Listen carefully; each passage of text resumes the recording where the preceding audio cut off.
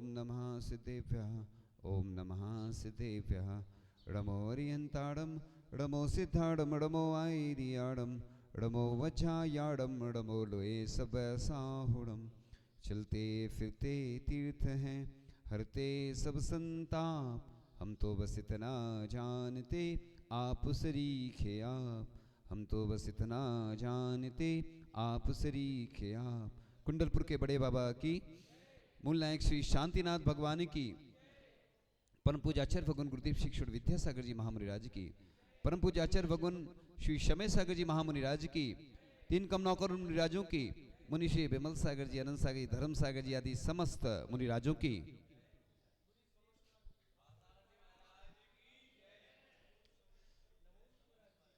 आदिनाथ जयंती, या कुछ लोग जयंती नहीं बोल के उसको बोलते हैं जन्म कल्याणक महोत्सव।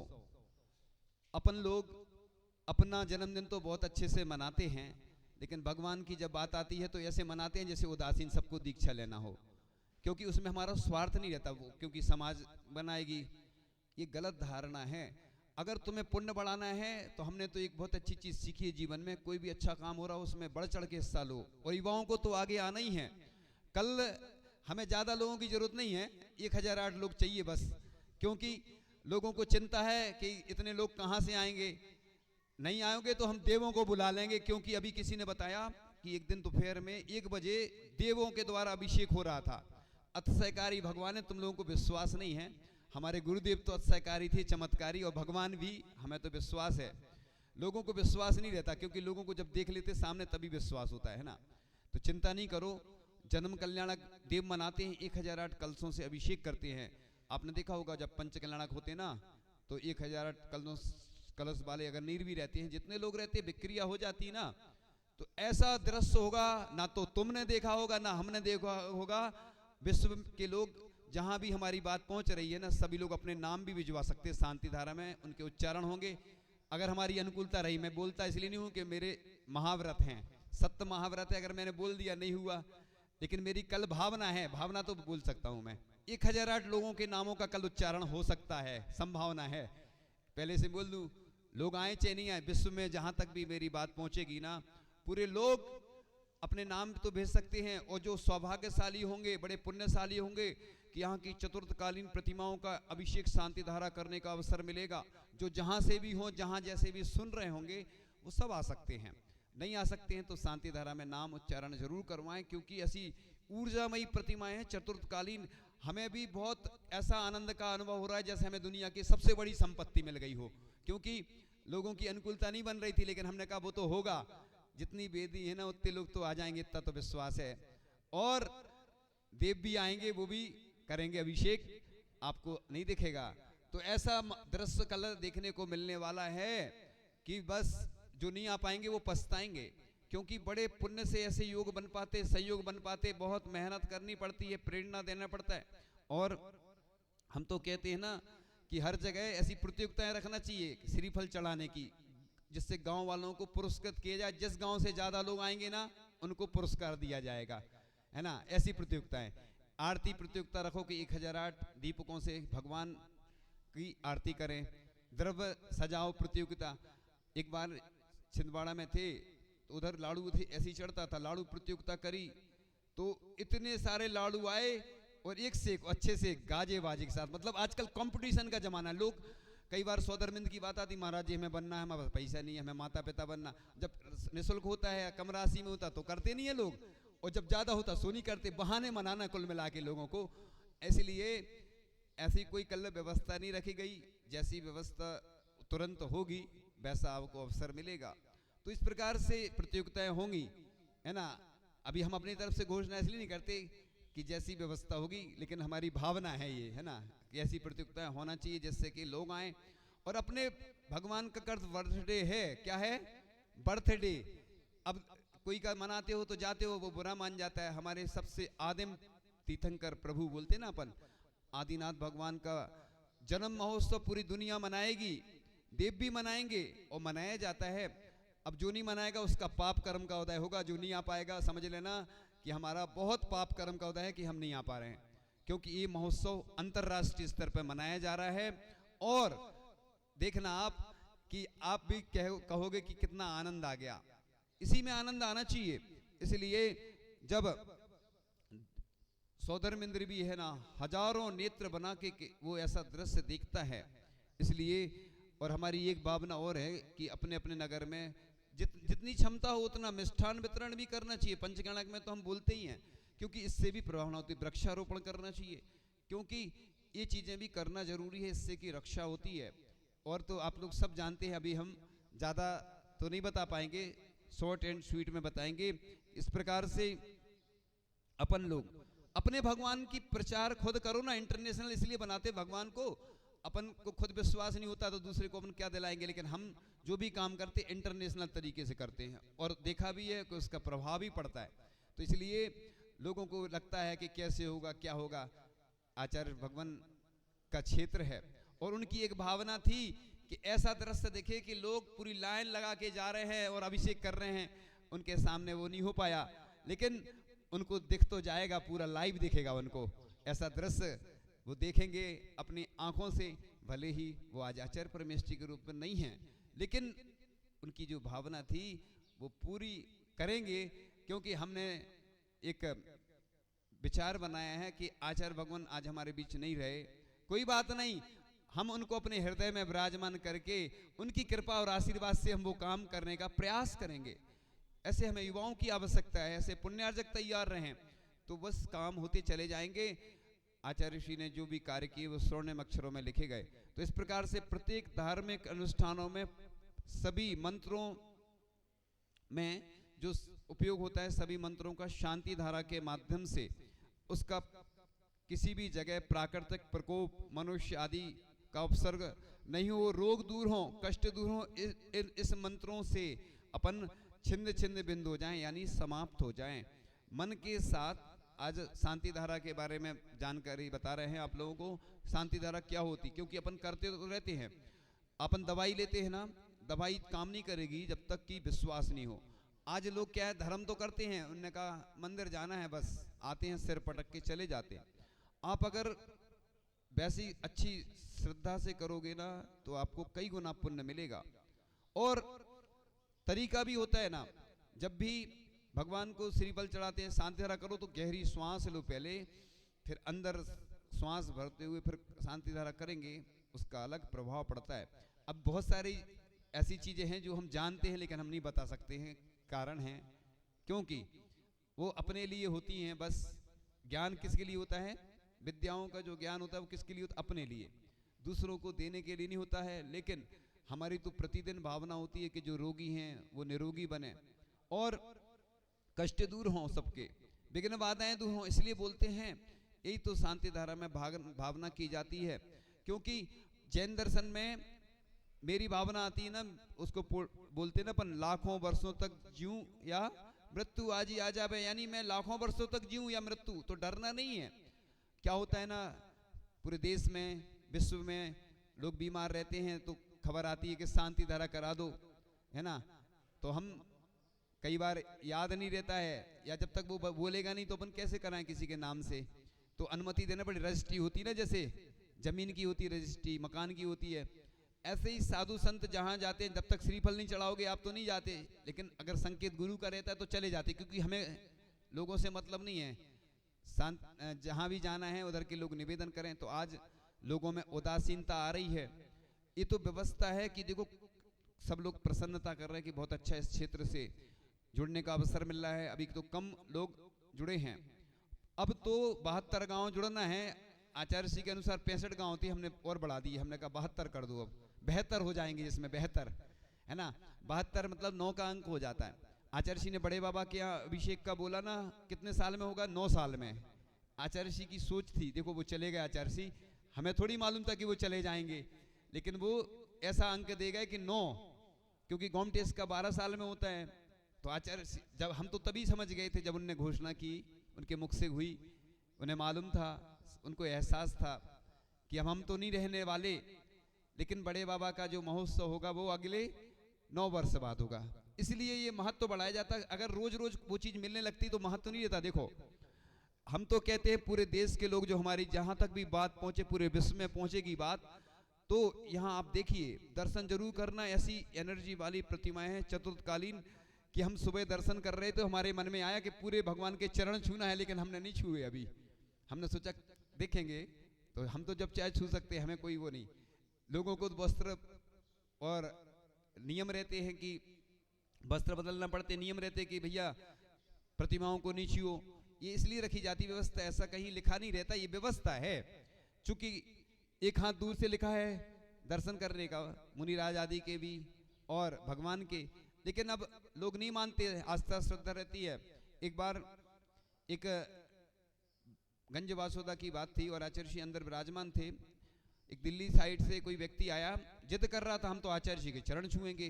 मैं बाहर बैठा था, मैंने कहा तू पहले नियम ले कि भगवान के चरण पहले छुएंगे, नियम ले लो तो हम आचार्य जी के चरण तुम्हें स्पर्श करवाए दे रहे। तैयार नहीं हुआ वो, यानी भगवान इतने महान हैं और उनका कोई महत्व नहीं। इधर हर भगवान जो भी चतुर्थकालीन हैं या जितनी प्राचीन प्रतिमाएं हैं तो उसका उल्लेख होना चाहिए, इससे लोग जुड़ते हैं, आस्था श्रद्धा। लोगों को आजकल क्या होता है, विज्ञापन का जमाना है, टीवी पे विज्ञापन आता, लाखों करोड़ों खर्च होते हैं और खराब चीज भी बिक जाती है।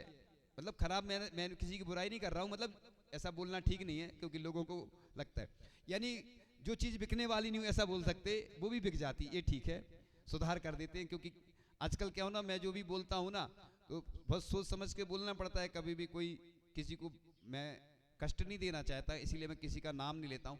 तो जब ऐड आता है ना टीवी पे, इसलिए हमने बोला था ना कि हिंसा को मिटाने के लिए अहिंसा का प्रचार आवश्यक है। इसलिए मैं तो खूब कहता हूँ, आचार्य जी भी कहते थे, जैसे अपन शादी में कार्ड देते ना, ऐसे ही अपन को जो भी कार्यक्रम होते उनका प्रचार प्रसार करना चाहिए। आज लोग बोलते हैं कि अरे जो पत्रिकाएं निकलवाते हैं वो डली फिरती हैं, तो ये अपना दोष है। मैं पूरे भारत नहीं पूरे विश्व के लोगों को बोल रहा हूँ कि आप जो भी पत्रिकाएं आदि बनवाते हो तो पहले से उसकी व्यवस्था रखो, उस पर लिख दो कि इसको कार्यक्रम के बाद व्यवस्थित कहीं पहुंचा दें जिससे कि उसकी रिसाइकलिंग आदि हो सके। व्यवस्था करो, या तो बनवाओ नहीं, क्योंकि आजकल तो वैसे भी वो आ गया। लेकिन क्या है, जो घर में जो और भी लोग रहते हैं वो देखते हैं, मंदिर में मांगलिक कार्यक्रम होता है, आयोजन होता है, लोगों को जानकारी हो। मैं ना तो इसके समर्थन में हूँ ना विरोध में हूँ, लेकिन मैं तरीका बता रहा हूँ कि पहले से ही उसकी व्यवस्था करो। जैसे अपन पूजन में स्थापना करते हैं ना, फिर विसर्जन कर देते हैं, हर जगह व्यवस्था है, आप उसकी व्यवस्था करो। लोग क्या है बस तोड़ निकालते हैं। जो बहानेबाज होते बच्चे होते ना, तो परीक्षा आएगी, अभी समय नहीं है, अभी सिर दर्द कर रहा, अभी पेट दर्द कर रहा। एक व्यक्ति था, वो सर्विस करता था, तो वो क्या करता था, छुट्टी चाहिए ना, तो आज हमारी वो खत्म हो गई। अब कई बार तो उसने अपनी चाची है ना का नाम ले लिया, मतलब कि चाची एक्सपायर। तो एक व्यक्ति ने पूछा तुम्हारी कितनी चाची हैं? तो ऐसे बहाने बनाने वाले लोग होते हैं ना, छुट्टी चाहिए। ऐसे ही धार्मिक कार्यों में लोग बहुत बहाने बनाते हैं, हमें मालूम है, लेकिन हम सब जानते हैं क्योंकि हम आप लोगों के बीच में रहते हैं तो हमने सब देखा है। और हम आप जैसे हम भी पहले बहाने बनाते थे, क्योंकि आदमी को क्या है, एक सिस्टम है, चाहे ऑफिस हो, चाहे दुकान हो, चाहे धार्मिक कार्यक्रम हो, लोग ये सोचते टाला मटोली करेंगे। कोई भी काम बताओगे ना किसी को, वो सोचता है टल जाए तो अच्छा है, क्या जरूरत है, टल जाए तो करना नहीं पड़ेगा। और मैं कहता हूं जब भी कोई धार्मिक आयोजन हो, तुम भले ही आ पाओ नहीं आ पाओ, उसकी अनुमोदना जरूर करना। कोई अच्छा सौधर्मिंद बनता है, कोई दान देता है, कोई अभिषेक करता है, कोई पूजन करता है, बस तुम्हारा पुण्य बढ़ता चला जाएगा। सोचो, इसलिए धर्म सुनो, लिखा है ग्रंथों में, अनुमोदना करने से भी तिरंच भोग भूमि जाता है। आहार दान की अनुमोदना, क्योंकि आहार दान तिरंच नहीं दे सकते, अनुमोदना करने से भोग भूमि चला जाता है। सोचो, आप अपन अनुमोदना करेंगे तो अपन को उतना पुण्य नहीं लगेगा। महिलाएं क्या करती हैं, अनुमोदना करती हैं कि देखो अभिषेक हमें देखने का अवसर मिल रहा है। भगवान से ऐसी प्रार्थना करो, हे भगवान मेरी आंखें धन्य हो गई।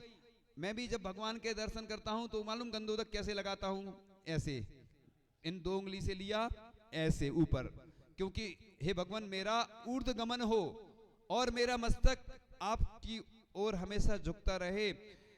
शांति प्रभु की गाथा जहां झुकाती है दुनिया माथा। ऐसे भगवान की जिनके आगे मस्तक झुकाओगे आप। ग्रस्तों में तो आप लोग जो लौकिक व्यवहार होते ना, पिताजी हैं, आपके जो जीजाजी हैं, जो भी आपके रहते ना, उनके पैर छूते हो, मतलब तो उसमें शर्म नहीं आती। और भगवान के जब आते, कई लोग हम देखा 24 आदि में हम दर्शन करते ना, तो लोग खड़े खड़े दर्शन करते हैं। अरे बैठोगे ना, दर्शन बैठ के करोगे तो तुम्हारा पुण्य बढ़ेगा। एक बार अपने जो रिश्तेदार हैं उनके भले नहीं छूना तो तुम्हें पाप नहीं लगेगा।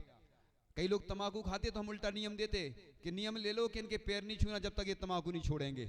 हाँ, फंसा देते हम। हमारे कई नियम उल्टे सीधे रहते।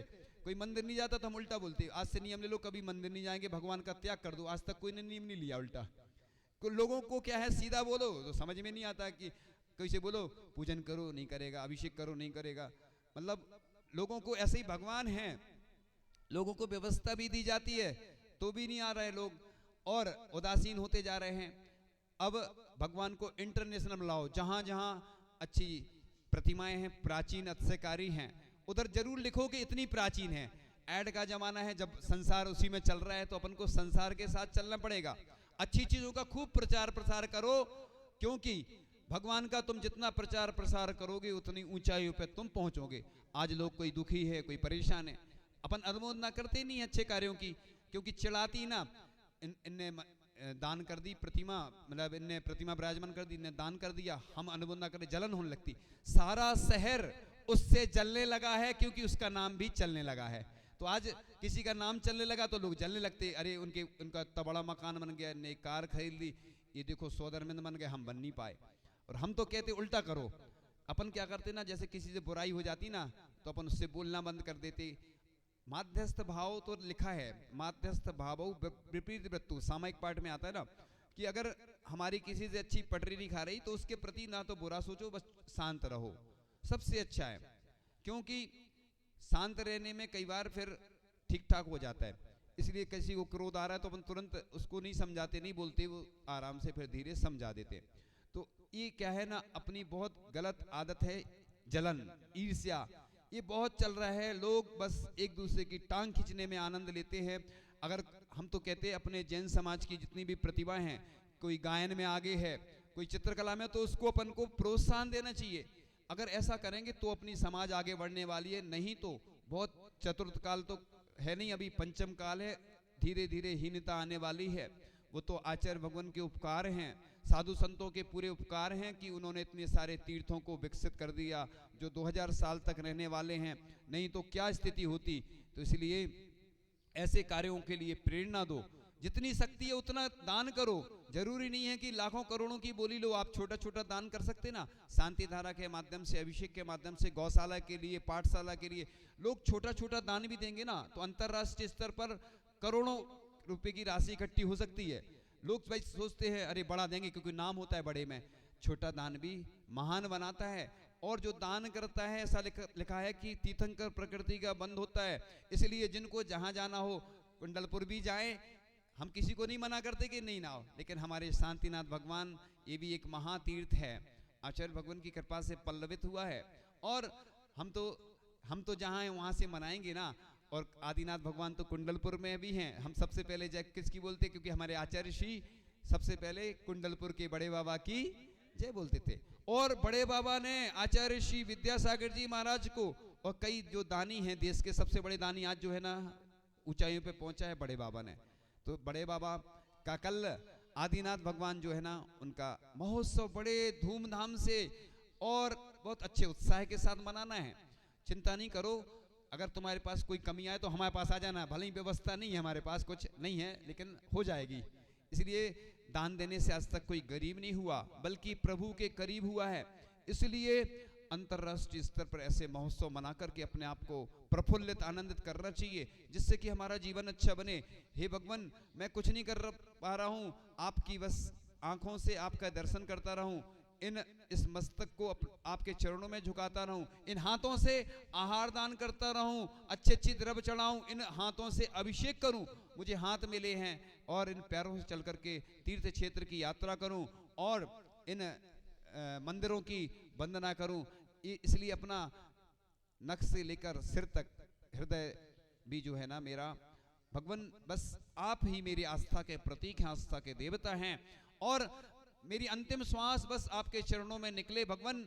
इसी भावना से मैं बस प्रतिदिन आपकी अभिषेक, शांति धारा, पूजन, भक्ति, अनुष्ठान करता रहूं।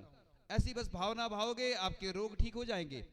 क्योंकि मानतुंग आचार्य भगवान ने ये नहीं कहा कि ताले टूट जाएं, भगवान बस भक्ति करते चले गए, ताले अपने आप टूट गए। अपने आप मांगा नहीं जाता, सब कुछ मिलता जाता।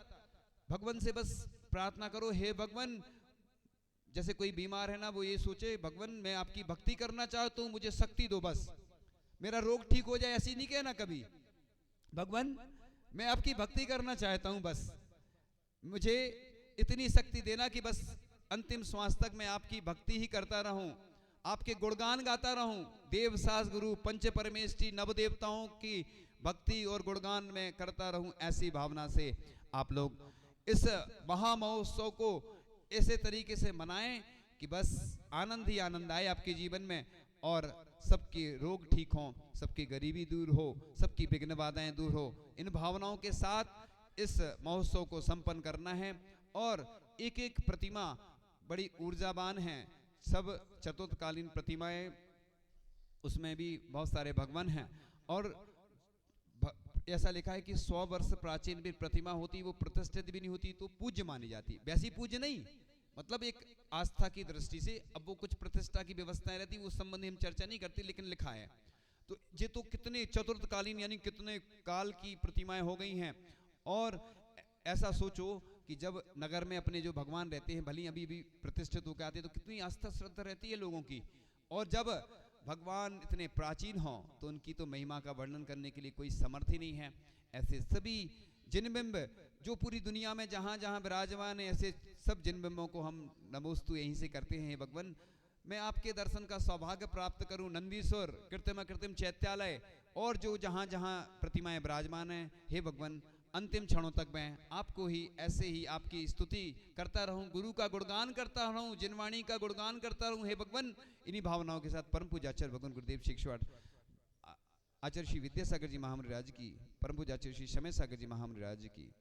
जिनवाणी के ज्ञान ते सूझे लोकालोक, सोवाणी मस्तक नमो सदा दे तू दो। हे जिनवाणी भारती माँ तो हे जपो दिन रेन, जो तेरी शरणागत है सो पावे सुख चैन। देव भजो अरिहंत को गुरु सेवा